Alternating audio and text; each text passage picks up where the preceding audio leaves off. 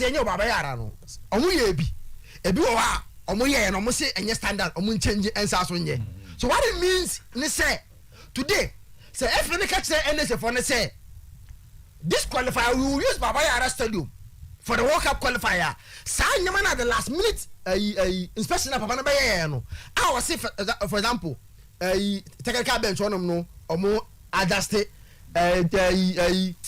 washroom prof say no answer PNC no washroom I don't know if you come now to be not there PNC right no answer watching ufi kwasa bia watching man answer so no phone na your wifi so just room ya lock on weekend I almost say sisi kwa mu the only thing that they will just remove it and change the direction so no yeah I think say edwina horom no enye adwuma din bro so sa okay so but me problem say the mode of communication of the FA no me feel na wrong bad okay they tried as a pitching Ghanaians against the NSC this issue let anybody know I think that they rather tried informing Ghana ni Kumasi for nina say Koba say mobile wa Kumasi baba yara nye I think that's how I saw it because nye maybe why was ye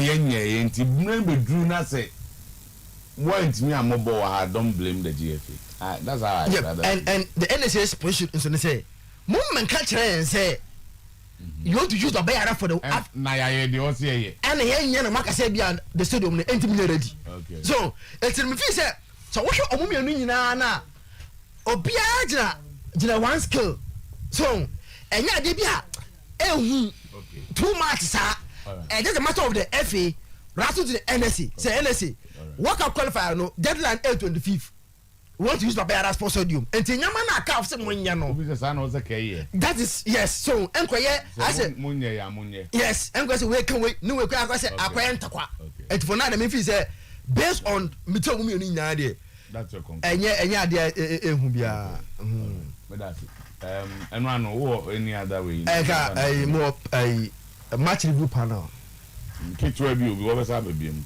okay so in the first place the match review panel need a jurisdiction to punish any referee. I'm surprised the leadership of the referee association no that's my dear the match review panel and other members ever say kwan way so need a jurisdiction what kind of yes and utia born again this people na my last but time I formal the panel no match review panel and a board Dr. Francis Bediakon, Deputy Chairman, Central Region RFE, Innocencia Agbavito, Paul Ayamba, and this panel will review incidents picked up by official leak footage and make a decision to refer the incident to a tribunal based on the rules of the game as outlined on a report sheet. They shall operate independently of referees committee. You make a decision. No one refer to the tribunal. And only as those recognized bodies to make a punish a member, the federal committee, the peace committee, one committee. So you are not there to punish. In the first place, you are not there to punish. So by law, or more contrary to what they were told to do. And I'm surprised. Say Georgia Bramu, the referees, I mean, say, oh, sir. And I said for correction. Oh, sir, you know, I'm going to let you go tamale. Sir, okay, my name Papa and should be careful. I'm so my election be my. I'm saying the difference is that if for no buy, no, or mark form different referee committee dealing with them directly. I'm a woman. Association as omunye relevant to you. So in the first place, omun need a jurisdiction to punish. Now, Papa na chairman no, afa na asamna bo to two. Francis a year with ya. Yes, unso oye mathematics and statistics lecturer at UCC. 2. And I pay na me busa me offer e Cape Coast. Also no na NCC Greater Affairs and Central Region. NCC National Chapters Committee. Oh, I'm very serious. He was a deputy. Oh, Mr. Otuo. I won't come and sit here and lie. Doctor Iyabidiakun. Oh yeah. Cape Coast for it. I'm pharmacy. He was a deputy NCC Central Region. Deputy NCC chairman Central Region. Yes. And that's him go for. I'm serious. He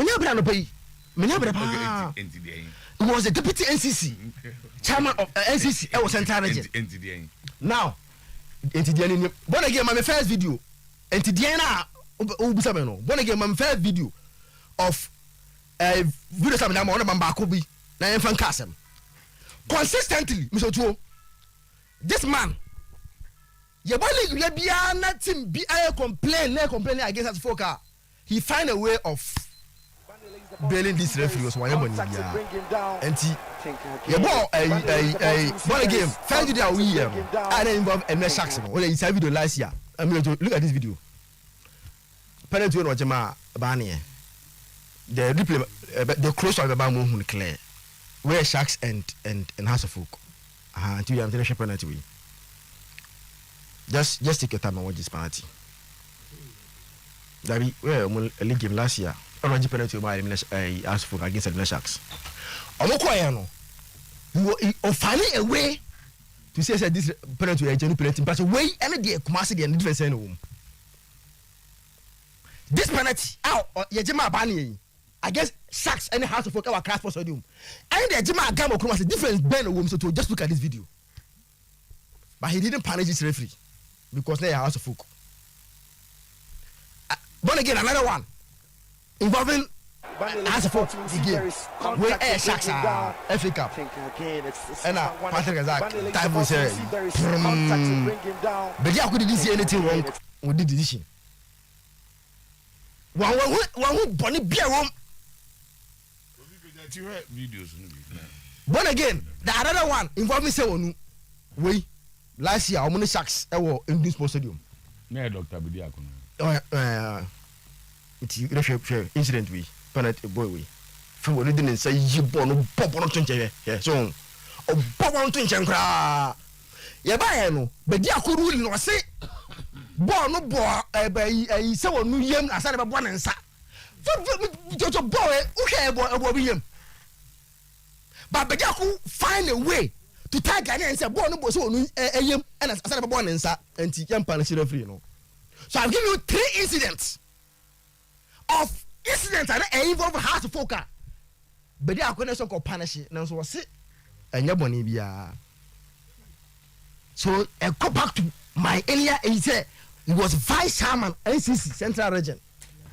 So what is I never way ever lead match review panel consistently I don't know a call team now supporting I was saying your bonnet. Oh, but oh my the second part of your submission. Now you the first part. And our link. Our link. The link is that, for example, the link that boy Saka no between United and Kotokwasi.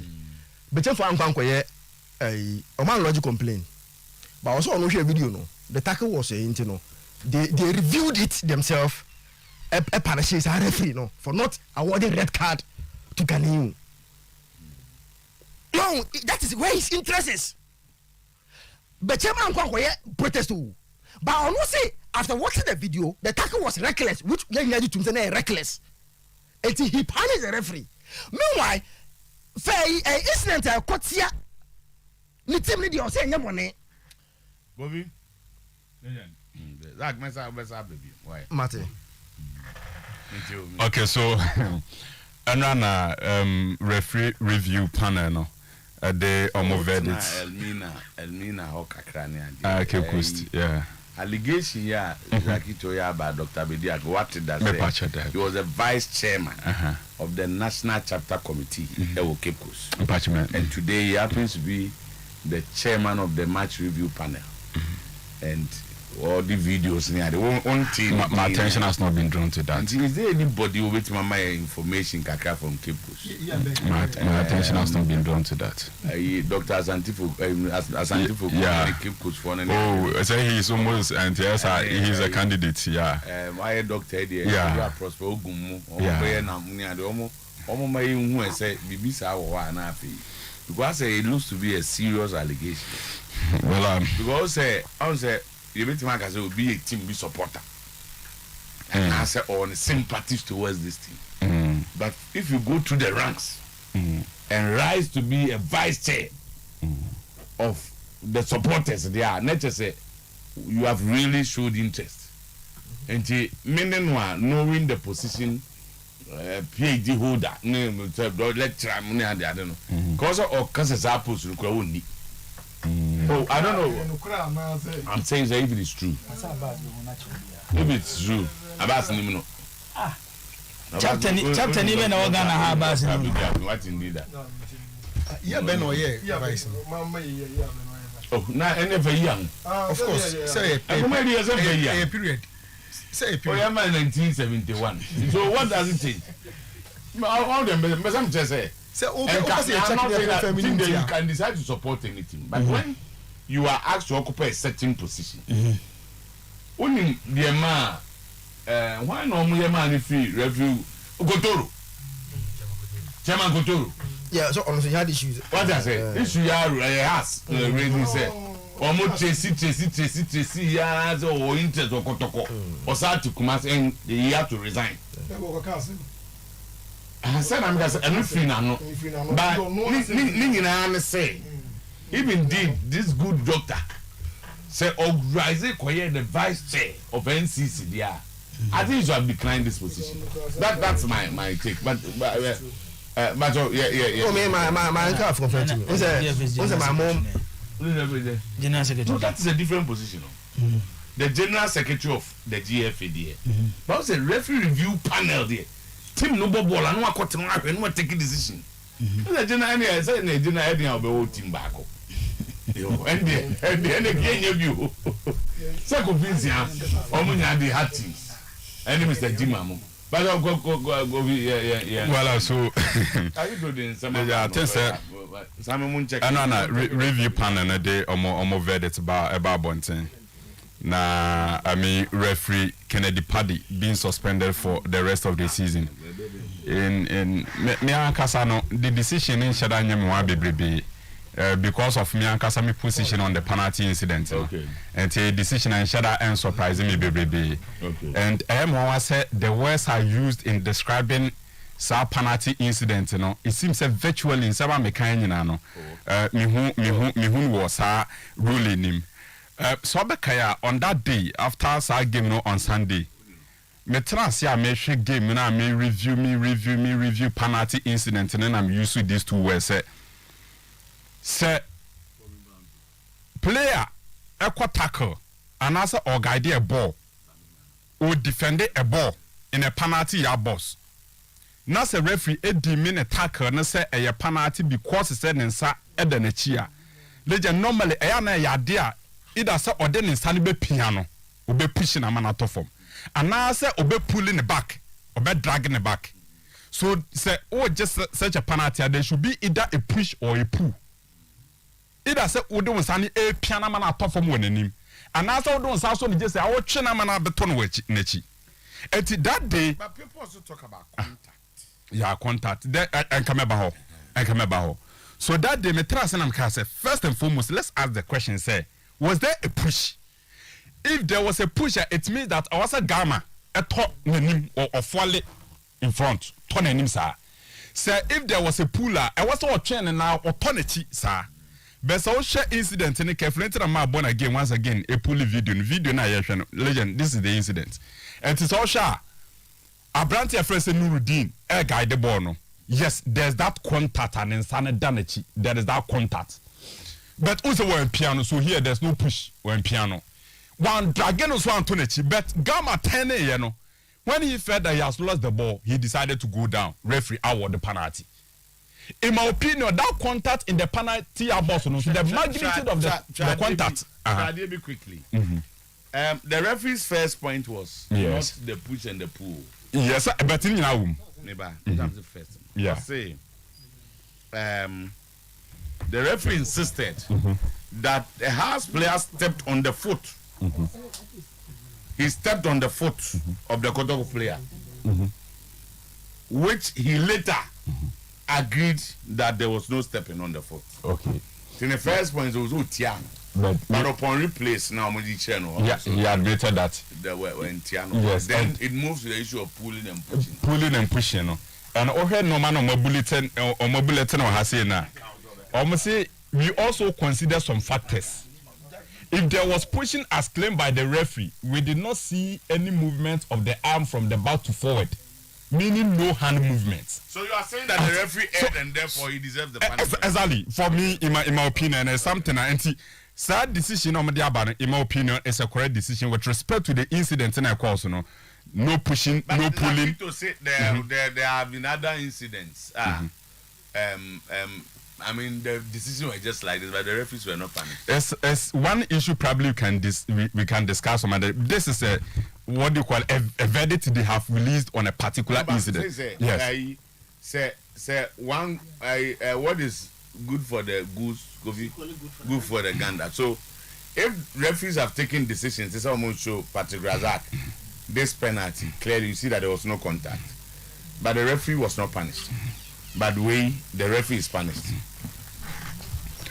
Yeah, and like I said, there are some of the incidents that sometimes you bit me review what discuss it. But because we're really fresh on the topic, we're about to ask you. Paul Ayamba here, and Centrani Kessie, Odini Juma Central Western Region, Okoye Juma of Sky FM, Okoye Juma of Sky FC. Nano, so move pictures via brand TV, a yet Chanetikwa. Ne say Oye Juma of Samatex. Oye quite astute our region no here Juma and cratch near our trouble for kama ba. My musan say doctor ye what in the na and some as a kid who can no pay saying no Paul I'm watching it saying hello Paul yeah so me Paul mami musa me sure say ya bold na me ni as say so on here there na me adom me ho ye na me adom Paul mami musa doctor ye what in the da wo ye adwuma e was Central Western Region and there unim no kakra yeah Dr. Iya is my boss who is a member of the Central Region FE Communications Committee no okay yeah and so I am a boss on the vice chairman of the RFE. Say Mr. Duncan vice no Mr. Duncan the vice no and I think so make school UCC meaning from UCC yeah oh fine and you wouldn't even know say or a known heart of folk support our joining chapter in ada oh yeah well and if our friend already to say or a house near a former Central Region Chapters Committee vice chair. I know that I don't think you're in doubt. Some people are aware of this. Sure. Especially Omo football here, Omawo Cape Coast Central Region panel. A lot of them are aware of this. Oh, okay. But the doctor, yeah, that you know, I think say which made you know what say probably is quite principled and the hearts of folk position and say any judgment. There are two groups of supporters.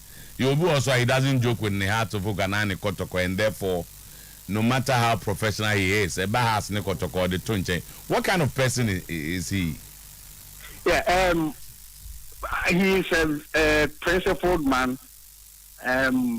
Or you be how I'm an associate, for about 4 or 5 years,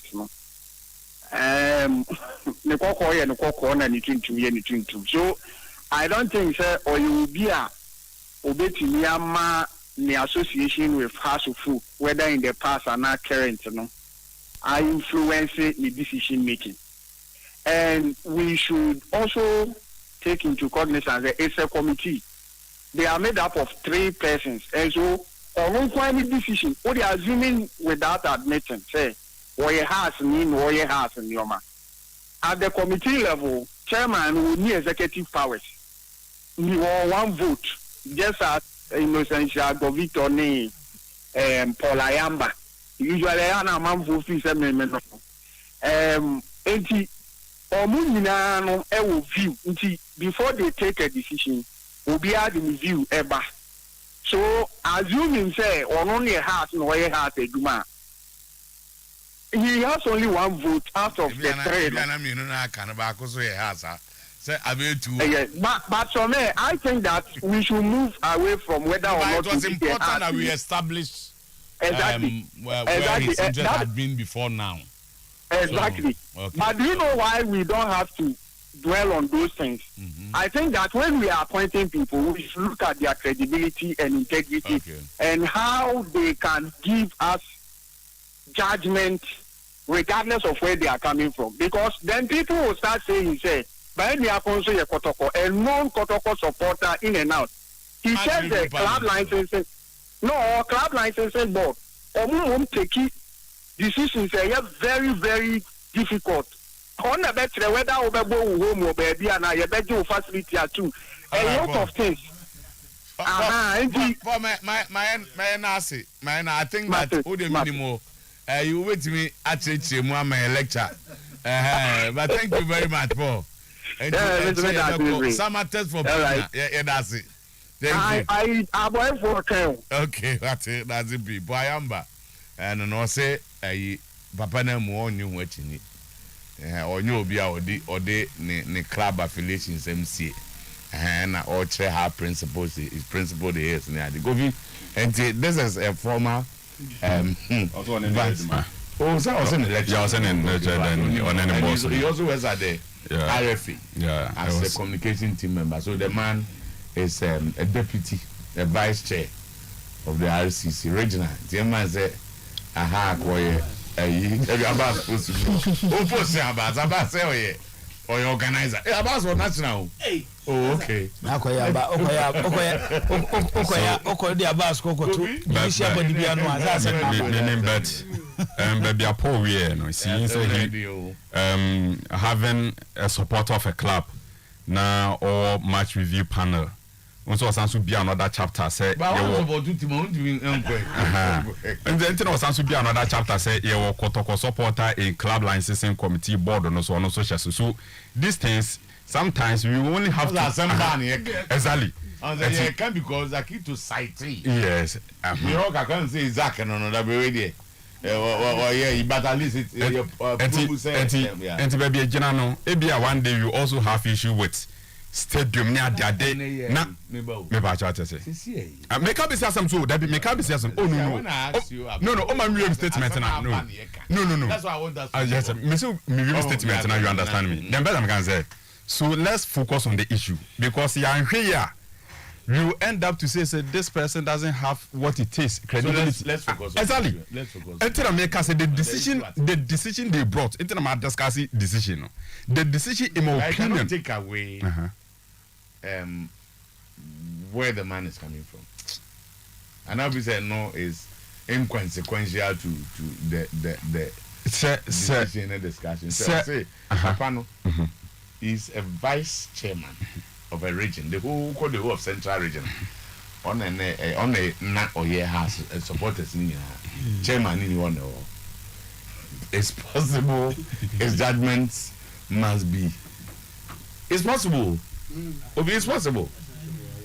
Oh, it's possible. And now who is any possible? Okay. I'm going to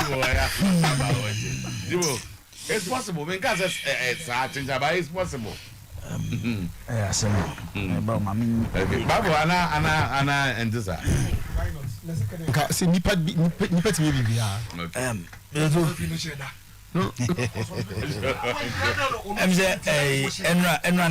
a lot of issues are possible.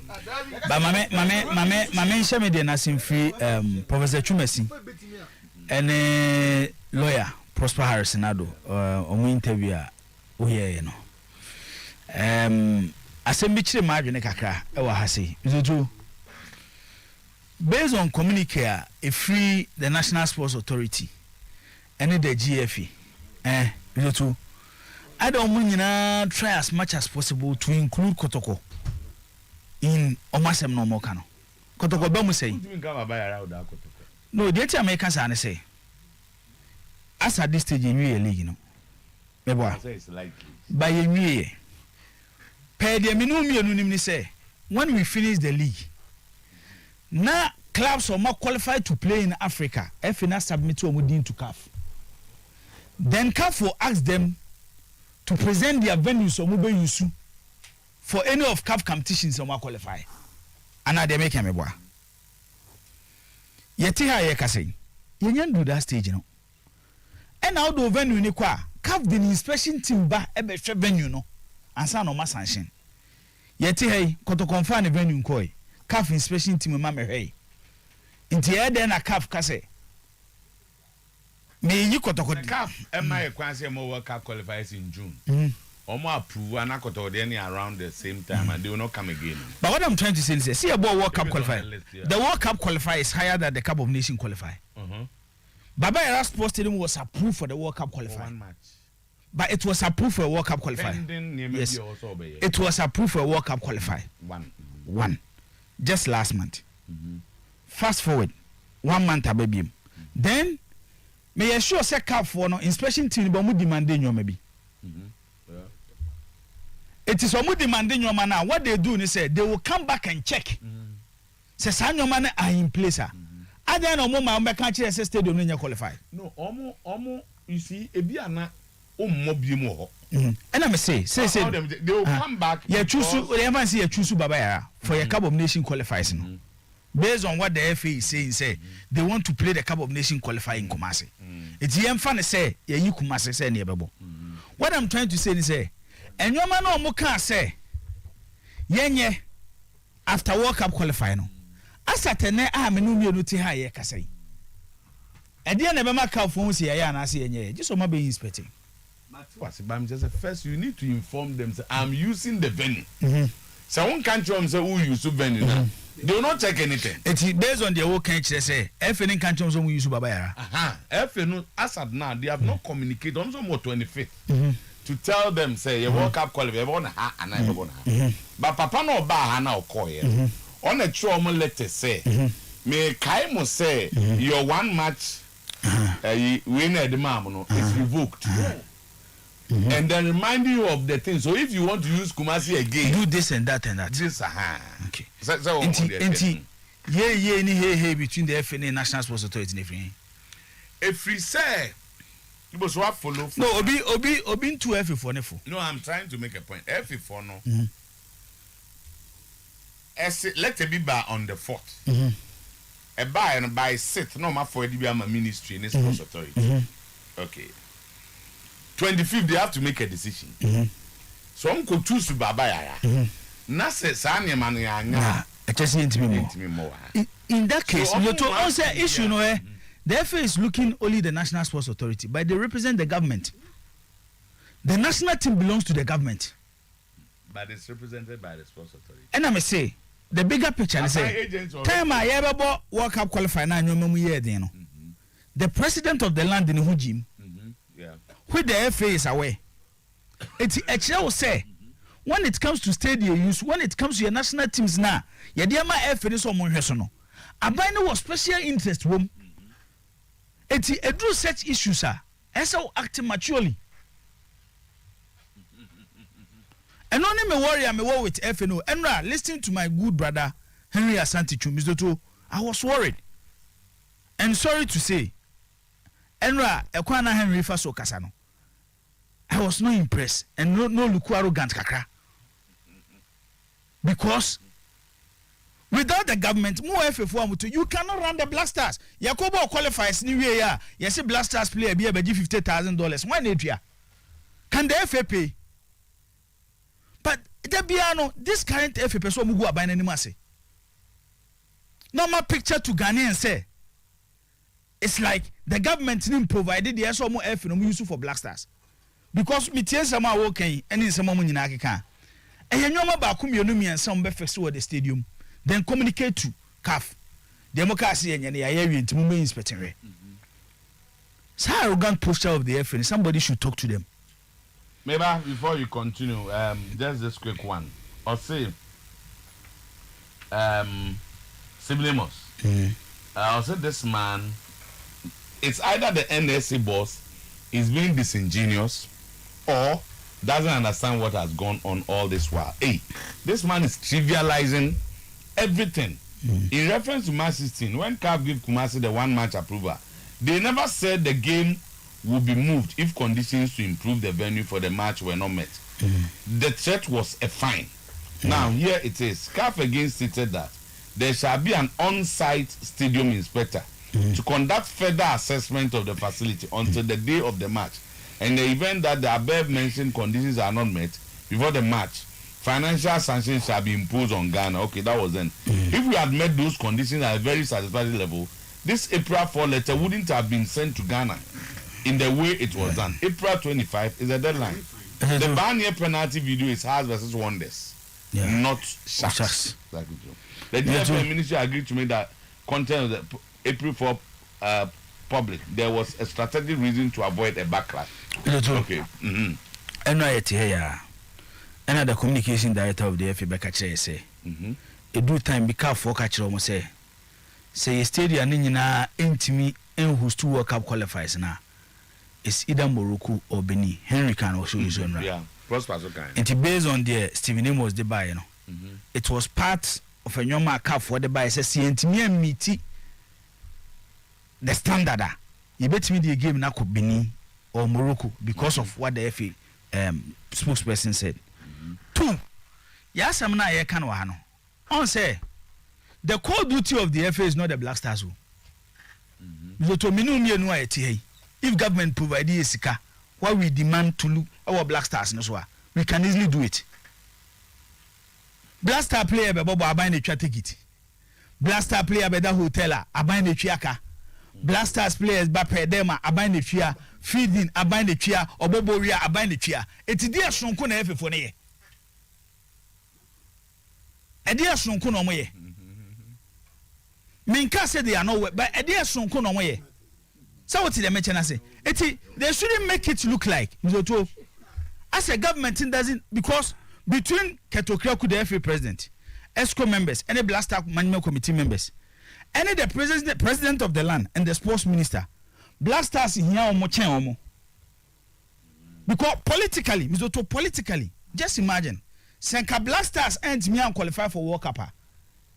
Any about World Cup no 2022. Yakoshe Black Stars modembo e was the last AFCON. Ya two abakure be affect government notice no.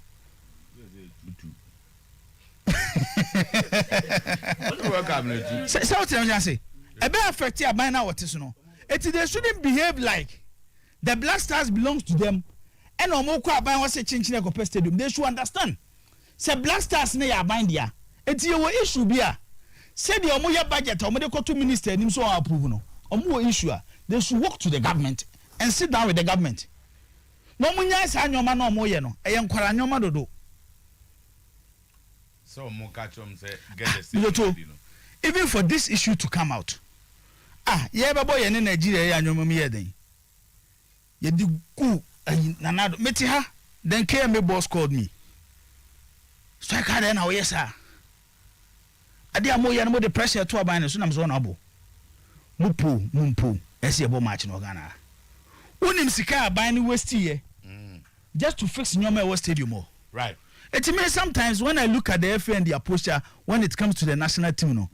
Omun Tony down. E was Nyoma no. It made be am from the 2 interviews the prof has been exposed of a dia on no. Matter of so ya exposed no ya the interest here is Mizoto. Ghana interest. Esi boy qualifies and e Ghana ha. And they are here to say the home of the Black Stars, Baba Yara Sports Stadium. It's Asemba. Therefore, can easily deal with the sports minister. I'll be communicated to them because yeka we nyina nzoto. Ekaba enyoma yeka se fixing nyina no. Even though National Sports Authority na heso. But every minister no na beba. Asa na enye ska dia akwa fix it.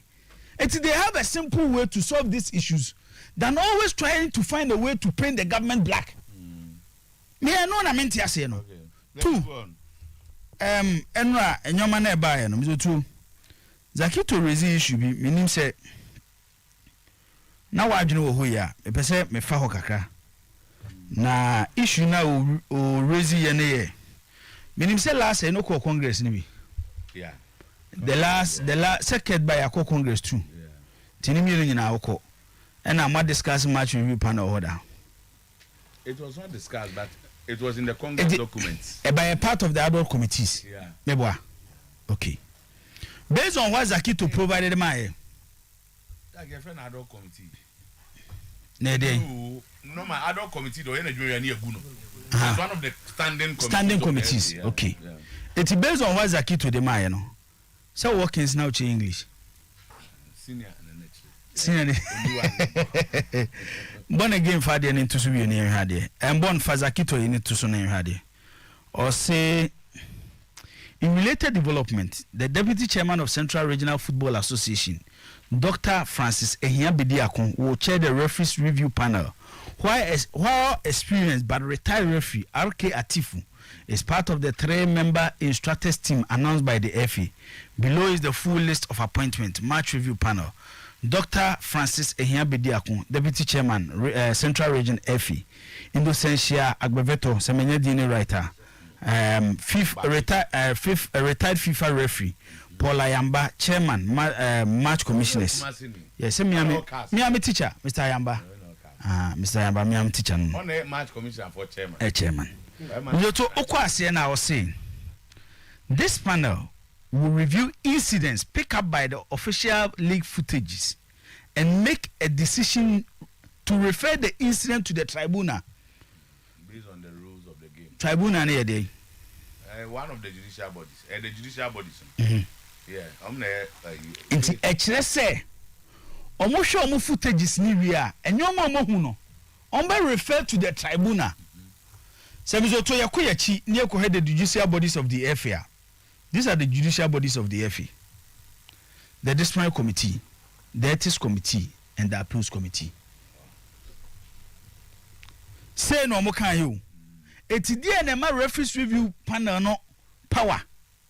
Say Oma abetro letter no mo do mo stamp so. So why now? Is it the first time they are punishing? No, but afa na atwi amanfo adwene ba so. Based on the air kan, mizoto, si nyina ye ti ase ya, e kire se.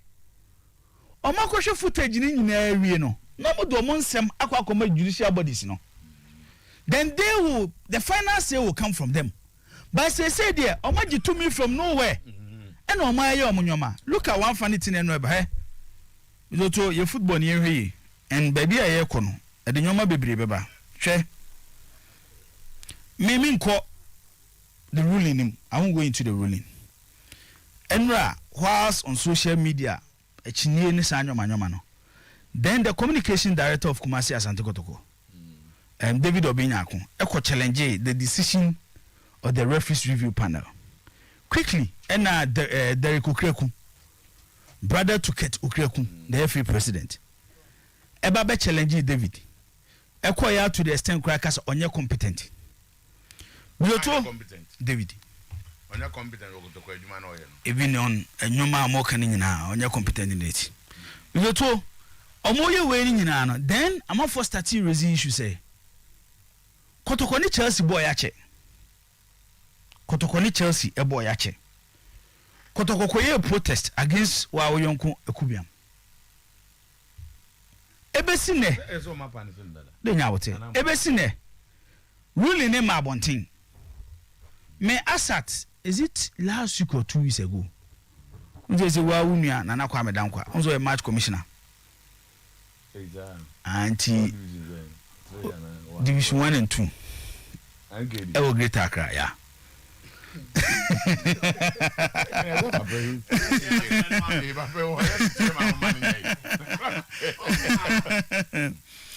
Biloto ena menini didin kuma no gam so okoto game okodi say interlies name say Heart of Lions so bia no so okoto refi akubiam e wo game na say no ni didin kuma Africa say if you say me deal mo woni Chelsea match wie say division 1 e de ma be shewu punishment ni bi. But the punishment was not communicated to parties involved. To say the has any kotokode ba ya a communicate ako has wo a communicate ako kotoko ye nyina any opportunity to discuss. Then quickly ena there kokreku ebe provided the ruling of kotoko any brekum Chelsea on the Kubiam. And so could you believe, say, the ruling came on February 16th, 2022. February 10. By parties involved, young communicating among. On say, oh yes, sir, it sends a message. Now will be some question, be where? What they are share football. And you say football, the mom play football, man they football. But when it comes to appointment of a member headed judicial bodies, you know, independent. It's a meme the say. Or a prof now, Bediakun. Doctor. Yeah, or head the referees review panel. You need to check his background because. But I was based on them, I'm going to do because he was not supposed to make a decision. A decision. But and this at that time, you recommend. Yes. It's one based on the air catch I established say we need the power so be take the final decision. Okay. So what the mention so say no crown FNM and the power to do so which based on the FNM only power to do so no. Maybe the end say when Mr. Otuo who just our appointments now you need to be very careful and also when the park on the background here obi a will occupy a position in the club nowhere Mimi won't be even what they call CAF FIFA look at how they do their appointments when it comes to judicial bodies only the independent people Mr. Otuo say oh be able to say or ya Arsenal ni Bible say on play role be in Arsenal. He is a casual supporter. Say what they mention say but you can say chairman of referees review panel never go tracing the history maybe acquire House of Folk National Chapters Committee our Central Region vice chairman paya the issues kakraba ntimi no the current system of the FA no we need to sit down again when am football for when ane camarade fa adwene na mudi musika akoye deportivo say man hwe ya o say usika kan o usika kan camarade 20 min twa oka ba wo top petrol gu kemu e bi ade kohwe league match Sani kimpa so ya criminal Tama. Why mulete na mtoma? Me hu bi Mami di obi amon share obi a serious letter. Emo so say the executives of the supporters have gathered information that that you have been using the class name Odi Kimfese Edin collecting money from unsuspecting people without the notice of the management and the supporters union. Skasen when you film, Sani. So I saw the Sanka. What did you say? So now did you? David. Tama, mamin de tiu for na men country. If you see na say everything do let an betu dia no. Won say Kim Faisal say am no ka say upe we are large brother free Sani me na me wodi pa. It's true. True. So be pa won kase me bua na say anabi bisa. Kimfese nyina we are large. We the fat team ye ne dia no etu nchen ya. Me odi che obia. Kimfese si wanyo obia na nim no. Kimfese PR wanyo obia na nim no. Management PR. Kimfese ena me boys na omo yes Aletan. They are my boys. Yeah, me na me do mba team them. They are Kotoko supporters. Yes. Omo Kotoko supporters out on back in Beza. Oh. What was that? Timer, Asamna Abano, me and Kamin Fanu, Assembly. Boys, you know, yeah, Abdul Aziz Mohammed. Yes. Secretary. Well, Secretary. Alaji. Abdul Aziz Mohammed, on one year secretary. Sorry, one year got to Koni. Odo Kimfesa. Kimfesa. Abdul Bakoka Kamal Mohammed, Vice President. Alaji Awini, only Kimfesa. And one way vice chairman. I only need Alaji one. Was it Ubu? Alaji Kamil. If you're Alaji Awi. Alaji Awi. Okay. And Sadat Mohammed, see you. Yes. Some of the show, see you. On the same one, I didn't call him. Debbie. Okay. And Yahuza. Yes. Minam chairman. Minam Denibai. Minam man chairman. Oh, I am chairman. Minam yen chairman. I am to Abamano. Oma Kanina post ni na minam chichamo. Ibrahim Abubakar. Yes. Minam the man. And Mubarak Audu. Yes, one day got to organizer. Yes, you show picture. You are Sisia, the producer. 1 year. kotokoni some o je asemi wo ho a oka yusu ba ko ma me say we what ma ka say bia o hye no ofie ba ko bi wo no original stadium that day we King Faisal Ekobo ewo eduana doma day na e share 3-1 no he choose to go to Baba Yara Sports Stadium if say we organize a papa I will claim say we organize a papa how also organize my supporters yes they don't can say anything how this guy oh David sometimes me ba o say obi anim sani unim say alaji nipa bia ono onso so nsembi select like say on kan kure and I say bibi santam na omo kan na speculation enam zongo pressure dey akọ amanfo bebre so akọ mo so omo say omo nim de letter esoro no omo nim sese na secretary na chiro no na omo de koy but me anya en problem omo sign including Sadat no onyusu Sadat Mohammed onni kumase me hu date you know the sign no ono onyusu Anwar Sadat Mohammed do you know the sign and a signatures me no me da ma producer no on front to na mo difference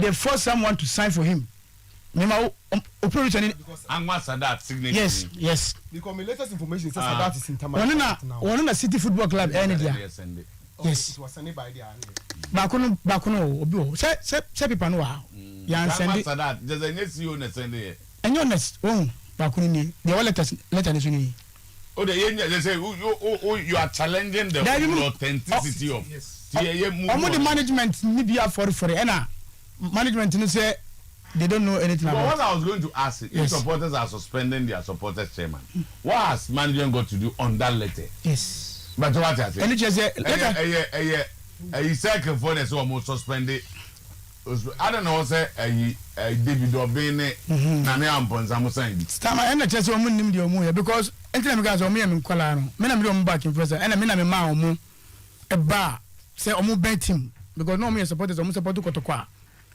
Kotoko no emu twemo mu but me last when me share din komo bi be kan ya sai foto na wo di ma me na me de ban wo ka je me say even say running investor within the jungle community a very strong nti me try say me ye niam bi say like we Kotoko na we house oh apart from house no fucking investor lady e kan nti ye me kwa na me do mu di mechi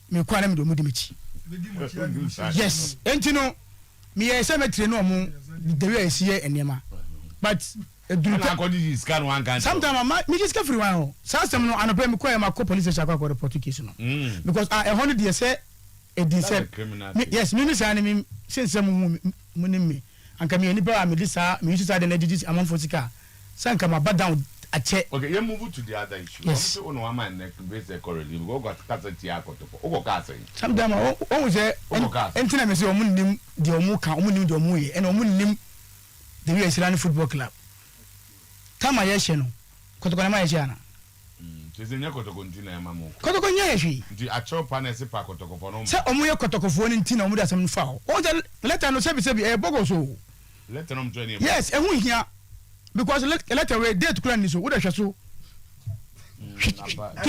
Kinfasa supporters ye ni letter head mo ko creative yes ye ni supporters you know bitan se organize wa frame meeting da be no committee Don't back Kotoko. Tama sani me powerful. Me powerful. We are allowed to go to the floor. King Faisal, we didn't give us me powerful. Bisa senior.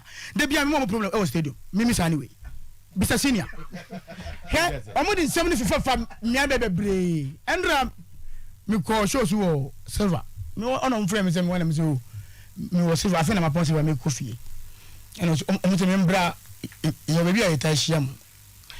Membra no na ending ko me na me call.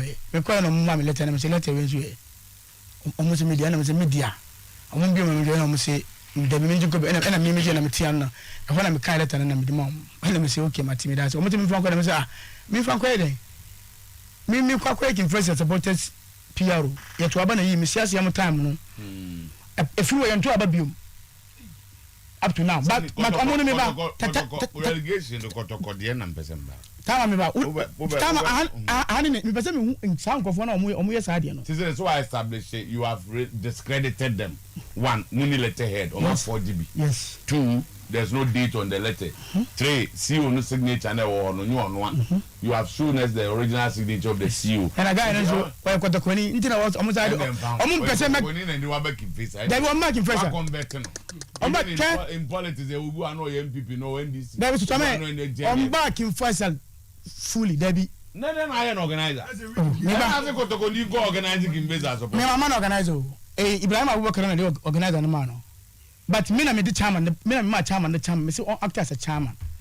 Anyway, after say Teresa Yesika won ho because your platform ma create here. I'm for years schedule. Relegation say young relegation. Kifasa dey start. Dey be mo ni movie. O dey asa na go kase o katia kotoko. Me ni mas mo go katia ko. Endre me ni kotoko. Kifasa la kotoko na me wuru kotoko.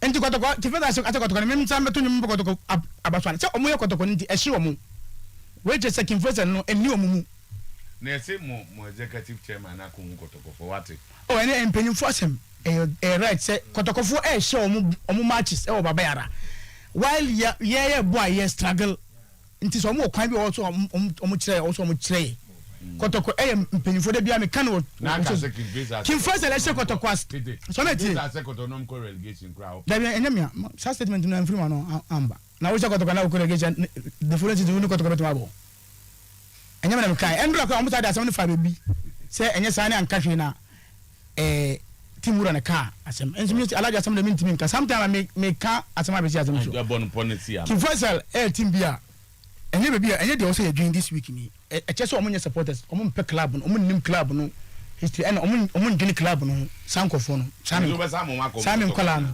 because they are my boys ubesa mo mako kotokana oh I don't know but the person catch a man for ni say me take makwa report asem no police station asem no ye be from na wa be prove be bia me ko jiska editing di ko jiska because had any ebe say me din asem din kura baby eduru kura nya ije nti o se o mo becheche mu e police station and after that no ebe say me kan asem bi kire ewiase na say me da se pa se o mo pemasem enim de wi ametitie everything that man do course no buy basa obi kura send me 1000 cedis endra from US there be some from Koye case. David. Send the panel who let on Facebook. Any panel who let on Facebook. Oh, any panel who your question my senior and here. So far only seen. Oh, David.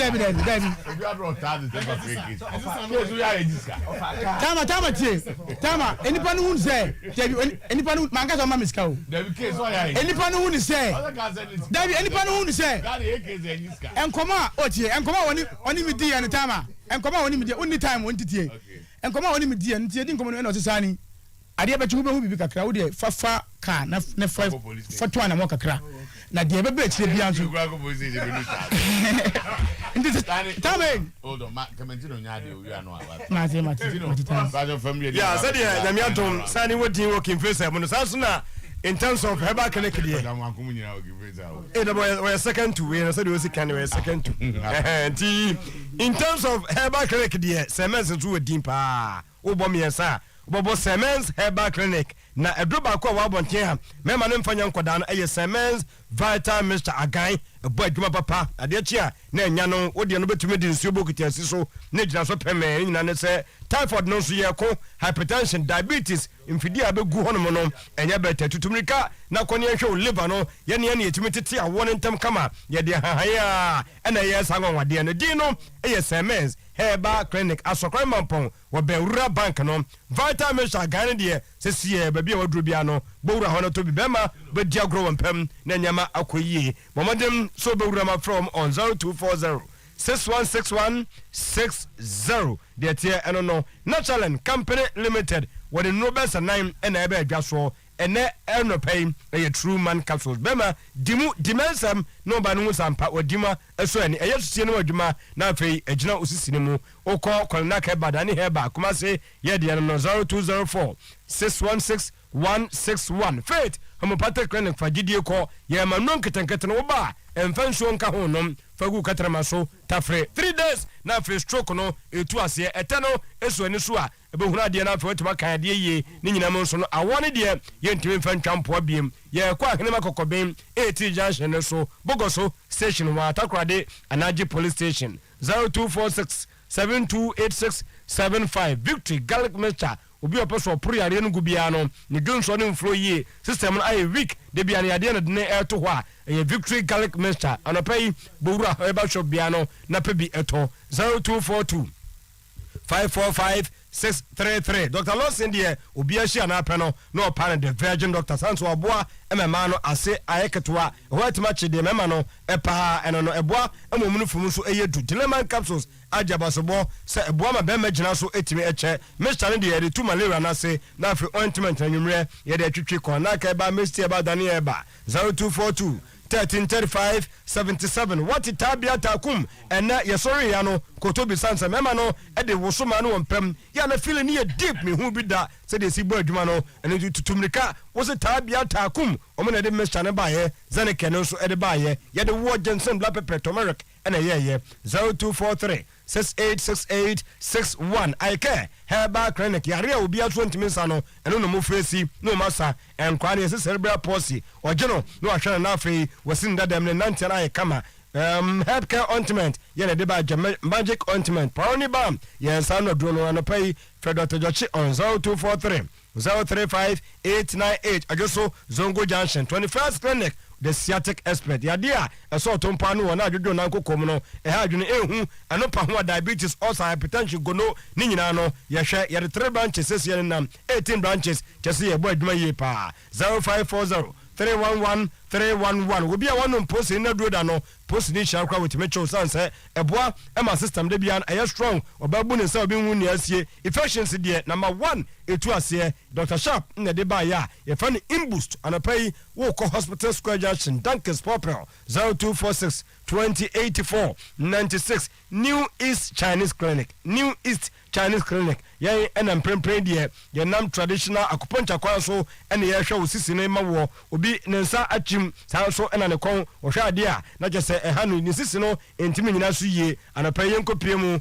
ewo Accra opposite Kwalabu Kumazen so Sobolo Obem Odifo Asare o frempeni for 0244 423666 Boshaba Electricals Babajo Nkania every Boshaba Electricals bako debre na biade aba for nkwade obi anwo sampa enyema ekoyie pa UK Spine Clinic bamodem koi na fentitia na wonya ye from obi manso no mo manya akwanhia nyina akogu a ni ahwe wo mo kon wo sisi sciatic pain stroke ye kopiem wa hojo opposite Semas Hotel 0241 325252 Jackson Herbal Center doc de yetene so ani asori sanse se de ni nyina ne se wunya mixture no a obetu malaria no ase capsules no ko capsules no de fruto de fru ani ase etu ase na wunya natural capsules no a na bema waginem abo adwuma gadendim gadam apidan kolnak nisi herbal 0244 723 541 boss yenyina so na yemfa enyene sa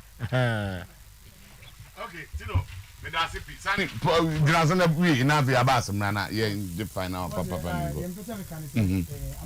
and for crata no we find to that because Kinvestor as a team no enye de also no no ye bo matches ye nhye enu na hia ye nti na nkebe mo was Kinvestor management member bi ebe dwene saa de we a e for me se sana ko kasa e already so there be ne tie ne se Kotoko a big club has a big club and say team kitwa o shana unjubuleti brag like sa brag right no sawan bragia da be no ko bragi enti anu na ye no enti anu mi ma sam no entwensan bi anim so tama ni twensane a chopa bi ni enti say so mo anka mo tebo na ase o mo nim say obi a sha ohuru no nyanko o mo sha ha si say o mo nta da ha so ana me bua but before na ha show mo a present cap nti sana game no tie enam so mo no o mo ba enchendi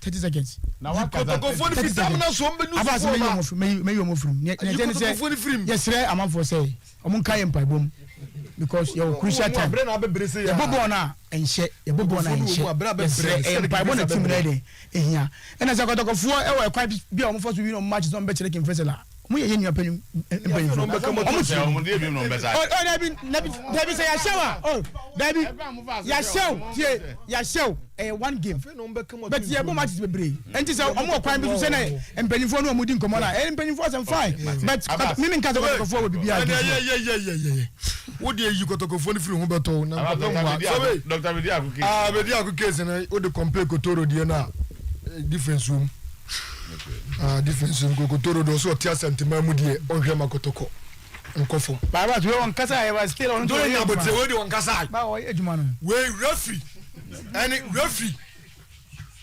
any Brazilian star player or Ghana na akodi aya no ba kon bezo mzizi has because player out of my body in some dey FIFA chiri obo mu no samuso meka no kura obo mu a player out of my body wo ba yi ni ehwe obozo chese so okone wu no a maba mi zam akwa no yesi yi ni free Ghana football Brazilian player no Gama na bo player out of my body in some what this even referee no am a referee so take decision am one no eti na FIFA say se player deceive wa oba manicard so unzo this ba referee and the referee no when deceive what deceive referee until they suspend no and the referee no asem about on the onim say when deceive that be what deceive referee no no enimu a referee dey wa play na deceive no it's not called display committee you say say we say ball na dey na penalty we say 9 yes hwe we say nya ne 9 yes we say ne he we so mu yes hwe we say ni mienu nyina wa hu I'm papa no baby. We let abotre. Now ya on say we are Jesus aro na egubia papa bianka. Enti akote anka no a ye tire post ku a no frafo mba na yekoho. About the time na so. Audi aso so ni free. Enti de ye pese kan say. Enti say no ye shia boys bi no mo so ko na ye nye ba na esie ba bia mo ko no mo hwe o. Ye so nim sanka na bi no mo kote. Won say eniema we ya abasesi ya no. A decision no a mine taking no enya na say penalty nya penalty eti wey am si BS sa and the one year referee ne hwe one year hwe o kan ban ye eti ko court asa yo case edi a ebi di bi me bi di fo eti say and obu away for no eno che say di obu an foforo so nipa di bi ma omu an fa na ba on betima ka say judge no enam na anu asem nti no yesi eti ebi di ye ka say won say omu eniema we no omu ye eti bia no mu bibi say no mususu ye ni organization committee PRO o wi ya no be kotoko PRO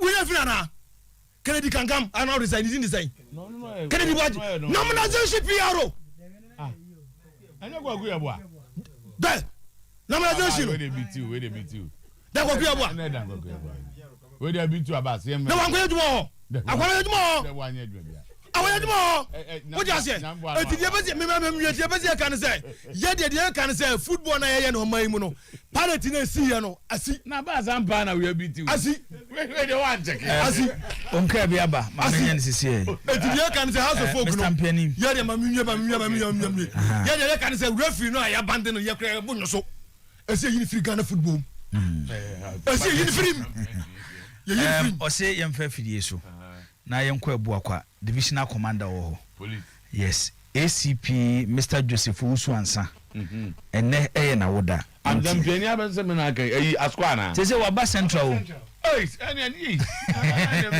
hey yes officer o say yemfa fidie so ni program so na yenwehye ACP Mr Joseph Usuansa divisional commander wo ebu akwa na birthday no kesepa ne fi ne yire abeta okay ena ne ba Winfred ne baba Winfred na ne baba ma Humphrey omu nyina ase omu dom papa ase se okoswa na oye papa ase de ntine ye special day man no omu wehye ACP Mr Joseph Usuansa divisional commander wo ebu akwa happy birthday se nyankopon koso amsha aba sa dankwaku ebu an Kennedy case no de o se yes abaso di me menti ase ma ase mu ntwa ba minim se Kennedy no we bibi ansa no baba ma ehwem to onyema onimbi ni we ya arofie nti no was Musa GTV I was blessed at 28% rate of contact Okay, now we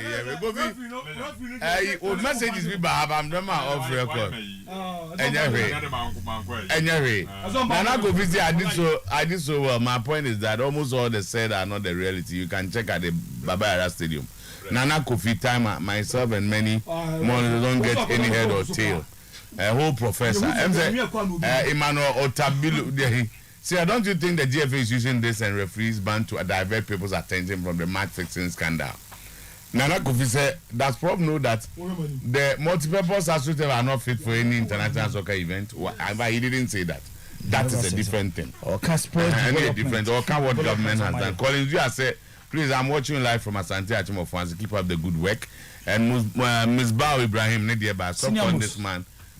He doesn't know anything about pitches. I go say what? Good morning. Kenny Paddy match ban, then the referee between Nigeria and Ghana should be banned 20 matches. Abefe Bonale list of your messages here. Also come back Kenny Paddy. And blessed this morning I'm watching you live in car, man. Okay. Oyibo Boateng, and so your message came. Very, very dream of winning the GPL is on course. Okay. Korea about 12. It's news time. Here back after 3 on Highway Sports. Good afternoon.